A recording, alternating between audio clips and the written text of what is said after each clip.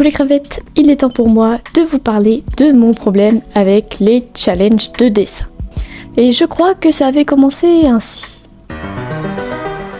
Hé Marie, ça te dirait un challenge où tu dessines des chiens pendant un mois? Oh oui, trop bien!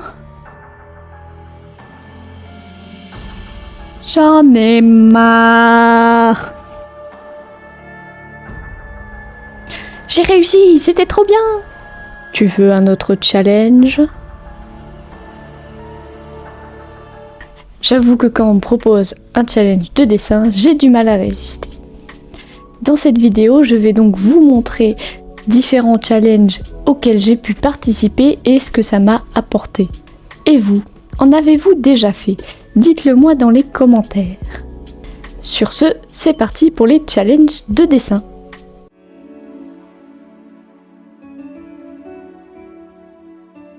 Le 100 Head Challenge est l'un des tout premiers que j'ai fait. À l'époque, c'était dans le but de m'entraîner afin de rejoindre une école d'art, mais ça ne s'est pas fait finalement. Si vous voulez, je vous en parlerai dans une autre vidéo. Le challenge consiste donc à dessiner 100 visages, tout simplement. À l'époque, j'en dessinais 5 par jour, je l'ai donc fini en 20 jours. Ça m'a vraiment aidé à m'améliorer sur les portraits et c'est très intéressant de faire ce challenge. Je vais vous montrer un petit peu mon évolution.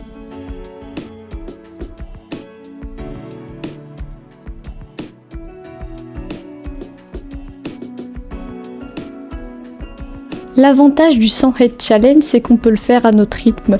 Si par exemple vous voulez en faire 20 par jour, vous pouvez, ou si vous vous dites que 1 par jour c'est très bien, vous pouvez étaler comme vous le voulez. Et donc si vous voulez vous améliorer en portrait, je vous conseille vivement ce challenge.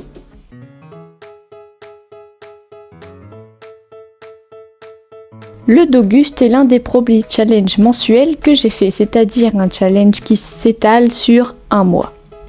Il consiste à dessiner un chien pendant tout le mois d'août. Ça m'a permis de découvrir de nouvelles races que je ne connaissais pas et de m'améliorer en character design.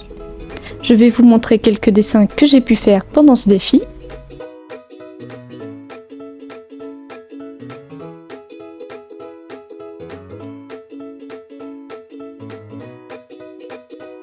Cependant, je ne pense pas que je referai ce challenge parce que c'est vrai qu'on reste dans une seule espèce animale, c'est-à-dire les chiens, et que ça finit par être redondant et peu varié.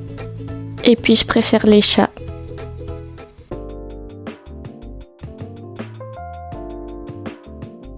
Sketch-D est une application que j'ai beaucoup utilisée à mes débuts.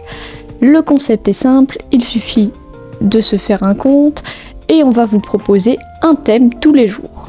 Je vous mettrai le lien dans la description de cette application. Je crois que j'avais bien fait une centaine de thèmes grâce à cette appli et c'était vraiment très intéressant. Pour vous montrer quelques-uns des dessins que j'ai pu faire,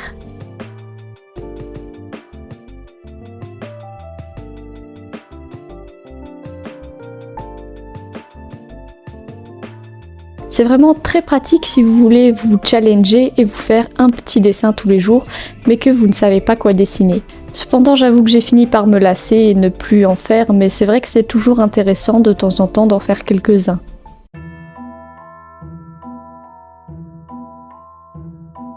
Comment parler de challenge de dessin sans vous parler de Linktober? C'est sûrement le plus célèbre d'entre tous. C'est un défi qui se déroule pendant tout le mois d'octobre et qui consiste à dessiner à l'encre suivant un thème imposé. J'y ai participé en 2023 en proposant une petite histoire d'Halloween grâce au thème proposé, entièrement dessiné à l'encre et au crayon couleur. Pour vous montrer un petit extrait, esquivant les obstacles qui se faisaient de plus en plus nombreux, Camille déboucha sur une partie du chemin plus dégagé. Une grande pancarte bordait la route. En s'approchant, la petite citrouille vit que c'était une carte. Elle analysa la carte. La petite citrouille avait le choix entre 3 chemins, un bleu, un vert ou un doré. Camille choisit la dernière option. Pour voir toute l'histoire, je vous invite à aller voir ma vidéo sur YouTube, le lien sera dans la description. Ce challenge est très intéressant parce que les thèmes sont variés et que de nombreux artistes y participent. On peut donc y découvrir de nombreux univers. La contrainte du matériel, l'encre, permet de développer notre curiosité et de nous améliorer dans cette technique. Cependant, le gros point noir de ce challenge, c'est que maintenant Linktober est soumis à un copyright. En effet, si vous avez fait une petite histoire comme moi, vous ne pourrez par exemple pas l'éditer en disant que ça a été fait via Linktober. Sinon, ça reste un très bon challenge à faire au moins une fois dans sa vie d'artiste.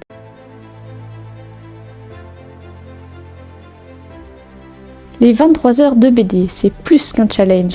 Si je devais décrire ce défi en une phrase, ce serait « Comment perdre son âme en écrivant une BD ». Le défi consiste à dessiner une BD de 24 pages, et ce, en 23 heures. Et comme ça suffisait pas, il y a aussi un thème et une contrainte imposée. Et si vous êtes des grands malades, vous pouvez faire 48 pages, mais là je pense que vous frôlez l'overdose de BD ou le burn-out au choix. On peut également faire ce défi sous différentes formes, notamment des webtoons, et aussi en équipe. Pour vous montrer quelques extraits de la BD que j'ai pu faire,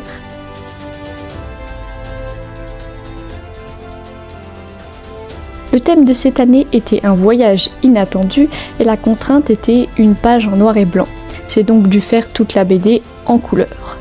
Pour lire l'entièreté de ma bande dessinée, je vous invite à aller voir dans la description. Pour ce challenge, il faudra être bien accroché, et le faire entre amis, c'est toujours mieux pour préserver sa santé mentale. Alors dans ce défi, on passe par plusieurs phases. Ah, ça fait déjà 4 heures sur ma BD, j'avance bien. Allez, on est dans le line. Je perds mon âme avec la couleur. Allez, c'est la dernière ligne droite. J'ai fini. Après avoir fait ce challenge, ça fait très bizarre parce qu'on a l'impression d'avoir énormément de temps pour tous nos projets qu'on fait habituellement. En tout cas, c'est une expérience très enrichissante et je vous invite à faire ce défi au moins une fois si vous êtes passionné de BD.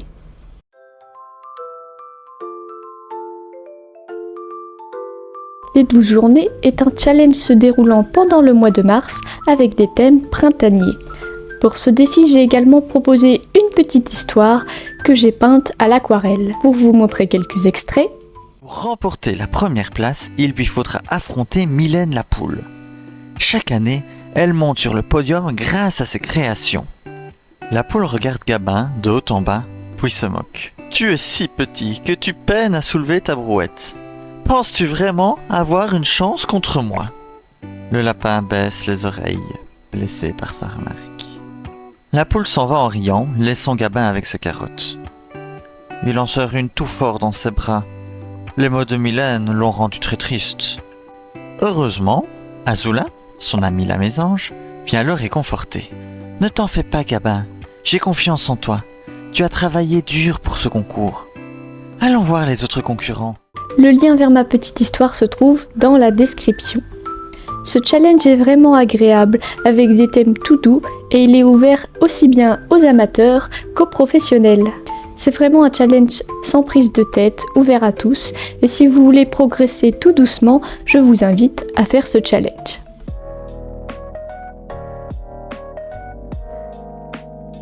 En conclusion, je trouve que les challenges sont un très bon moyen de progresser et de sortir de sa zone de confort. Il peut également vous permettre de découvrir d'autres artistes et d'autres matériaux à utiliser.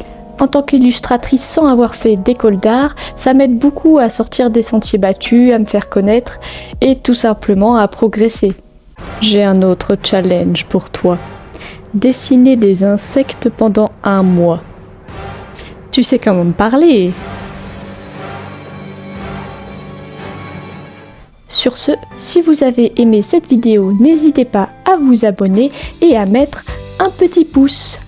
Nous on se retrouve la semaine prochaine. À tantôt les crevettes.